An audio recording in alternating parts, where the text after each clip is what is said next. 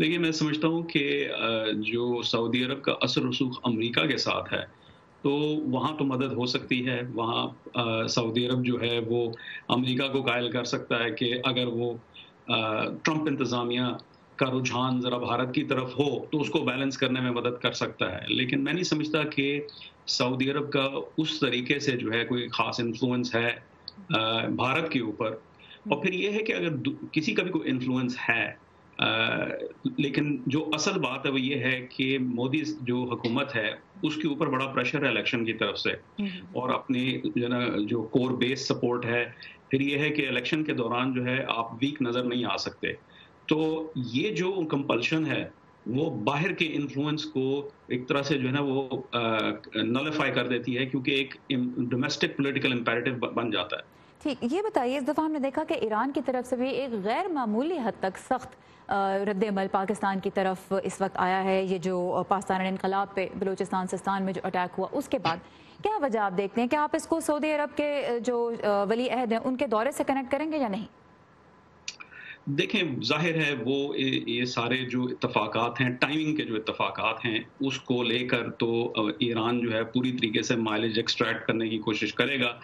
और फिर ये है कि याद रहे कि ईरान जो है वो सीरिया के अंदर उसको इज़राइल की तरफ से बहुत सख्त अस्करी दबाव है, अस्करी हमले हो रहे हैं उनके ठिकानों के ऊपर। वहाँ वो जवाबी कार्रवाई नहीं कर पा रहे और ना करना चाहते हैं, क्योंकि वो अपनी पोज़ीशन को मुस्तहकम करना चाहते हैं शाम के अंदर, इससे पहले कि वो कोई और कार्रवाई कर सकें। तो उनका रुझान कहीं और है।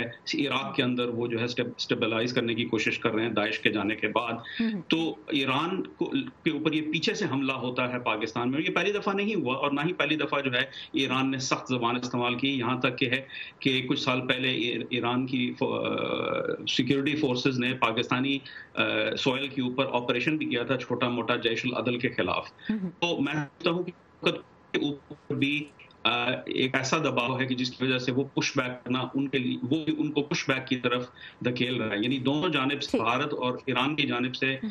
पाकिस्तान की सरजमीन पे कोई कार्रवाई होने का जो है ना वो अंदेशा जो है, वो रिस्क जो है वो बढ़ा हुआ है। अच्छा ये बताइएगा इस वक्त पाकिस्तान की खासतौर पे मीशत के हवाले से देखें तो सऊदी अरब की बहुत अहमियत समझ में आती है कि अरब डॉलर के मंसूबों की बात हुई है।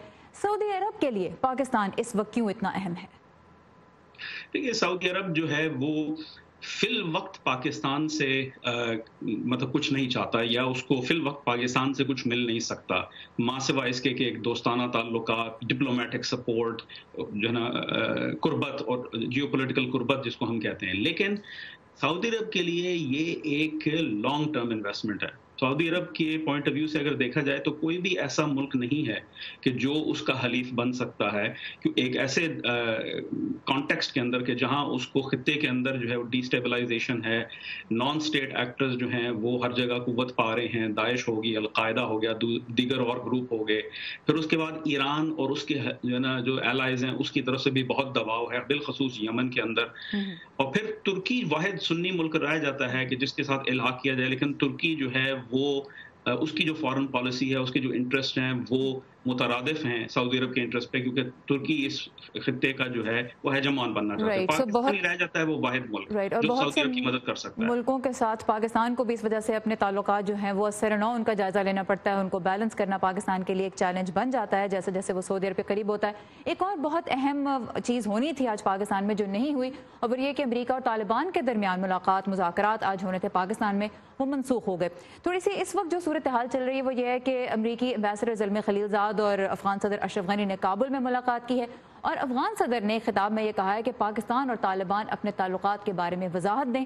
इसके अलावा अफगान अहदेदारों ने वॉइस ऑफ अमेरिका को भी यह बताया कि अक़वाम मुत्तहिदा की सलामती काउंसिल में शिकायत की जा रही है कि तालिबान का पाकिस्तान जाना अक़वाम मुत्तहिदा की पाबंदियों की खिलाफ वर्जी है। तो ये कैसे ये बात आगे बढ़ गई, ये बताइए। अब इस वक्त मुज़ाकरात के मनसूख होने की आप क्या वजह देखते हैं, और उससे भी ज़्यादा कह लीजिए कि अहम पहलू ये कि इन मुज़ाकरात में जो अमरीका और तालिबान के दरमियान आगे भी चल के होंगे उसमें पाकिस्तान की कोशिशों पर, उसके किरदार पर अब कितना असर पड़ेगा?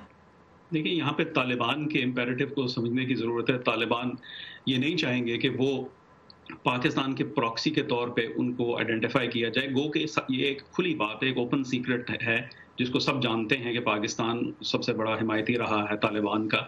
اور لیکن طالبان ایک ایسے موقع پہ جہاں وہ ان کو بین الاقوامی لیجیٹمسی درکار ہے، وہ اپنے تحریک کو انٹرنیشنلی ریہیبلیٹیٹ کرنے کی کوشش کر رہے ہیں، ڈپلومیٹکلی سپورٹ لینے کی کوشش کر رہے ہیں، وہ نہیں چاہیں گے کہ ایسے اسنا میں ان کے مخالفین یعنی اشرف غنی کی حکومت ان کے اوپر یہ الزام دے کہ جی یہ ان کے جو تانے بانے ہیں وہ پاکستان میں ملتے ہیں، کیونکہ وہ پھر ڈومیسٹکلی ان کے لیے نیگیٹولی پلے آؤٹ کرتا ہے۔ اگر اس ٹائم پہ وہ نہیں بھی بات چیت کر پاتے ہیں تو میں نہیں سمجھتا کہ کوئی وہ جو اوور آل نیگوسیشن پروسیس اس میں کوئی فرق پڑے گا، کہیں اور بات ہو جائے گی، دبئی میں ہو جائے گی، دوحہ میں ہو جائے گی۔